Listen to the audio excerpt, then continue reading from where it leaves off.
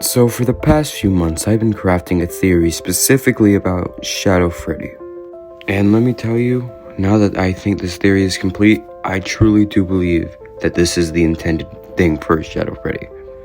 Now this theory involves both FNaF 4, the Fear Experiments, FNaF 2, and later that night. So, let's just get straight into it. Okay, to start off, who the fuck is Shadow Freddy? Well, he first appeared in FNaF 2 as an Easter egg that could appear in the back room while none of the Wizards were in the back. He's basically just Golden Freddy, but purple. He then appeared in FNaF 3 as both part of the End of Night minigames, where we see William dismantle and get spring-locked, but he also appears as an Easter egg that can appear in your office in the corner. And lastly, he appears in FNaF World as just a playable character. You know, he doesn't really have that many noteworthy appearances. Well, except I missed one, because it's not an appearance that's clear, not an appearance a lot of people know about. In FNaF 4, we got Nightmare. Just Nightmare Fredbear, but black, a little transparent too. You know, he's pretty cool, I guess. But what the hell is he? Well, he's Shadow Freddy, just straight up. Basically, specifically for the Scott era of games, he uses source code and file names for lore purposes. He uses it for teasers, he uses it to have full-blown conversations between animatronics. He's known for doing this. So, in the files for FNaF 4, Nightmare is just called Shadow Freddy. Okay, but what the fuck is Nightmare Freddy doing in the FNaF 4 Fear Experiments? Well, let's figure out what Shadow Freddy is. Now, first, let's make it clear that in FNaF, there are 3 types of possession. Those being Soul Possession, Remnant Possession, and Agony Possession. Soul Possession is basically the whole cut and dry soul possessive stuff thing. It doesn't really need explaining. Now, Remnant is different, to where, you see, when it comes to souls possessing stuff, metal is like the biggest conductor. It's like the most popular thing. It's why you usually find animatronics, arcade machines, fucking scrap metal being possessed in FNaF. Now, here's a question.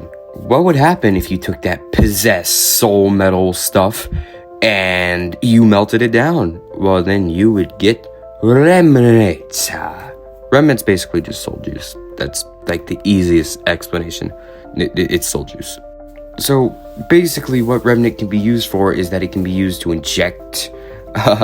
be injected into animatronics to get them possessed. It can be used for soul splitting. It can be used for soul mixing, which is basically combining multiple souls into one. It can be used for separating different parts of the same soul.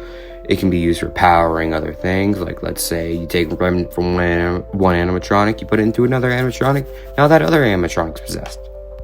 It also has effects on humans, but that's not really important right now. But what is important is the third type, Agony. You see, in FNaF, not only can a soul be responsible for possession, but emotions can be too. Now, let's say there's a young boy, and this young boy is just really sad, and every night he cries into his fucking wardrobe or something. That wardrobe would then be possessed by the young boy's agony. Now, agony can appear as possessed stuff, like the agony possessed something. It can appear as a monster, a creature. There's many agony creatures throughout the series, like Into the Pit Spring Bonnie, Eleanor, Shadow Bonnie, which was confirmed in the books, and, well, of course, Shadow Freddy. Now, with Shadow Freddy, it hasn't been directly confirmed, but it's almost definite that, yes, he is an agony being. It's what makes the most sense. But now that we know he is an agony creature, what agony is he from? Into the Pit Spring Bonnie's from the MCI. The Shadow Bonnie's most likely from the DCI. Eleanor is just from, well, Andrew and William's agony, like mixed together. So, what is Shadow Freddy from? Well, remember how I said that Shadow Freddy and Nightmare are the same being? Well, if you look at one of Nightmare's lines from Ultimate Custom Night, you hear this. I am your wickedness, made of flesh. He is William's wickedness, made of flesh. That means specifically an event where William did something horribly evil and wicked is what created Shadow Freddy. Now, the only criteria for Shadow Freddy we have is that it has to be before FNaF 2, and then it has to be something horrible William did. Now, what's a bunch of stuff William did that was horrible before FNaF 2? Well, the only things I can think of is Charlotte's murder and the MCI, and, well, the MCI already created Into the Pit Spring Bonnie with its agony, so it has to do with something with Charlotte's murder. And if you ask me, that actually makes a lot of sense. It's the only event where it doesn't seem to have a clear agony creature to come from. And thinking about it, as we see in FNaF 2, there was a Freddy performer nearby when the incident happened. So yes, you could say, well, why wouldn't the shadow creature take form as the puppet if the puppet was right there? Well, you also gotta remember that a Freddy suit was right there, so that's not a valid argument. Okay, so Shadow Freddy was created in 1983 when Charlotte died. Why does this matter? He doesn't become important until FNaF 2 anyway, where he's barely important anyway. Well, you're wrong.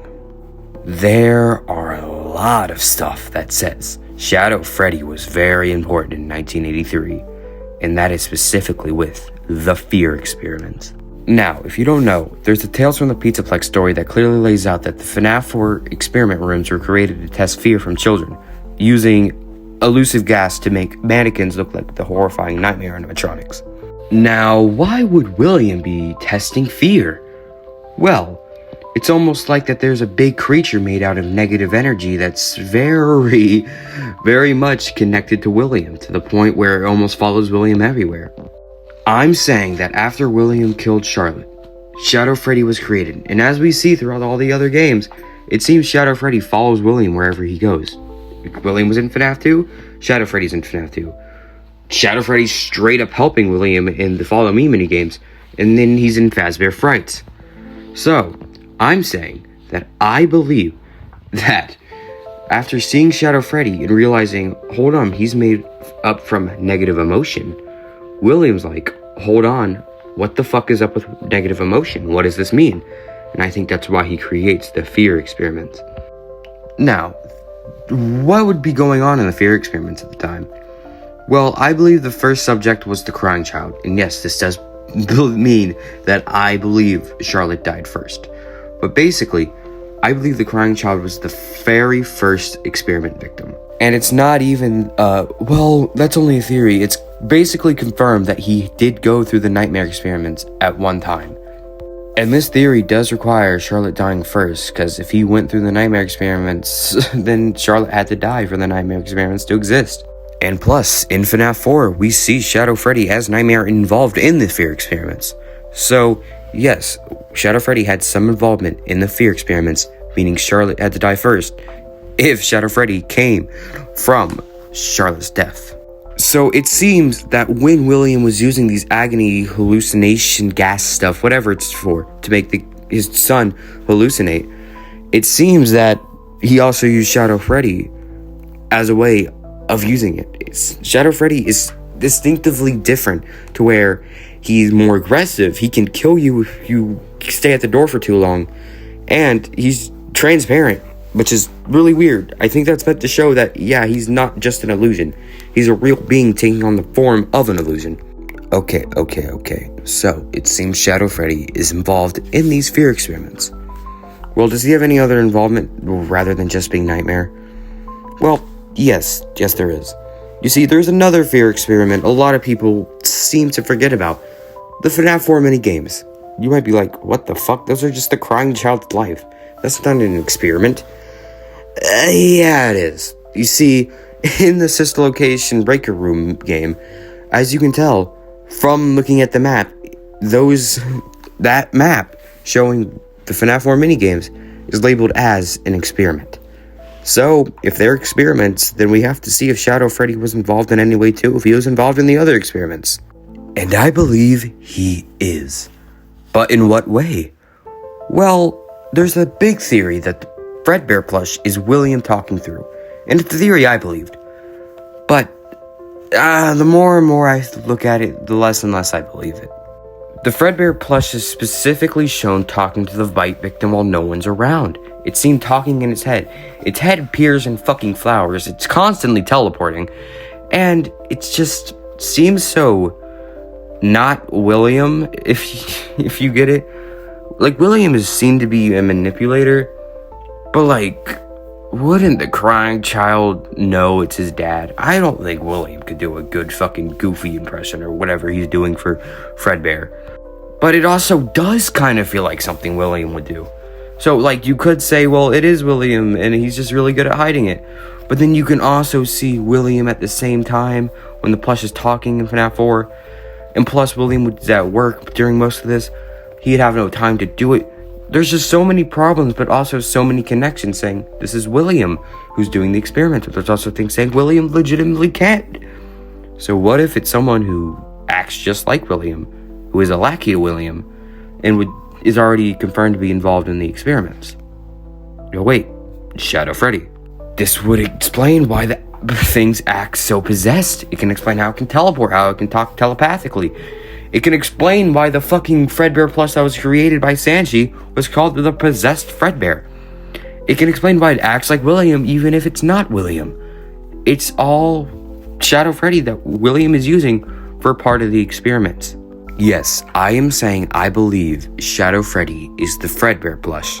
Kind of. I do think the final speaker is someone else, but we're not going to talk about that. That's not important right now. So this, even if you don't believe it, even if you think the evidence doesn't really add up, you gotta say that it does kind of connect. Like, I don't know. This whole connection to the FNaF 4 experiments and Charlotte's death and William testing out fear, it kind of connects. But what other connections can we make? Well, you notice how I said that later that night is important, aka Midnight Motorist. Later that night is Midnight Motorist. Well, I haven't brought it up yet because I don't believe Later That Night is in 1983. You see, in 5 Laps at Freddy's, the same game that confirmed William is the orange guy in 5 Laps at Freddy's, if you look at the dice that are in the car, it specifically says 1987. 1987, huh? A year where our Shadow Freddy's also important in FNaF 2? Well, this is interesting. Let's see if he has any connections to Later That Night. Okay, so, 1, if Later That Night takes place in 1987, it's probably later the night after something that happens in FNaF 2. And what else? But most likely the DCI, the Dead Children's Incident. Now, in FNaF 2, 5 children are murdered, like before. But we never actually see the murders happen. We see the aftermath in a minigame, but we never really see about it happen.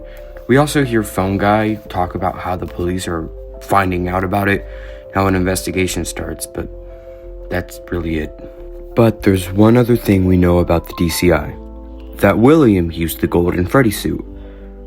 The same Golden Freddy suit that Shadow Freddy is based off. Now, this section will be more of a hypothesis since out of all the parts of this theory, it's definitely the part with the least amount of evidence, but basically, here's what I'm proposing. William uses Shadow Freddy to go to kids' houses after Freddy's closes. And then he has Shadow Freddy lure them back to Freddy's where William is wearing the Golden Freddy suit. Now, what we see in Later That Night is William going home to see that Michael was lured by Shadow Freddy and was taken to the FNaF 2 location. And, well, what would happen after that, I actually have no idea. But this is just a small hypothesis, and it's something that I don't really know I fully believe in, but it's just something I thought I'd put in because it does connect to this whole Shadow Freddy theory. And with that is my Shadow Freddy theory. I know it's something that kind of does feel like it doesn't have a lot of evidence for it, but it's something I feel just kind of connects, and I just really like it. But, whatever. Think what you want to think. I'm just putting my ideas up there. Thank you, and good night or whatever.